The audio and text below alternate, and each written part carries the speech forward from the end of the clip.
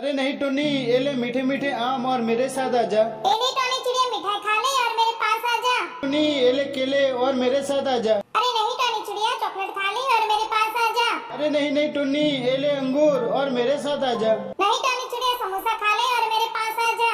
अरे भगवान जी देखो तो मैं इस दोनों के बीच में फंस गई हूँ। आप ही मुझे कोई अच्छा सा रास्ता बताओ कि मैं किस तरफ जाऊँ। तुम डरो मत, मैं तुम्हें कोई अच्छा रास्ता बता दूंगा कि तुम्हें किधर जाना है। लेकिन उससे पहले तुम चैनल को सब्सक्राइबर और वीडियो को लाइक करवा दो। अरे तुम्हारे अच्छे वाले दोस्तों ने तो चैनल को सब्सक्राइबर और वीडियो को लाइक भी करने लगे। अच्छा मैं तुम्हें बताता हूँ कि तुम्हें किधर जाना है। देखो तुम यहाँ से उड़कर कई अच्छी जगह, सेफ जगह चली जाओ, जिससे ये दोनों तुम्हें पकड़ नहीं पाएंगे और तुम सेफ ही रहोगी। धन्यवाद भगवान जी, धन्यवाद दोस्त।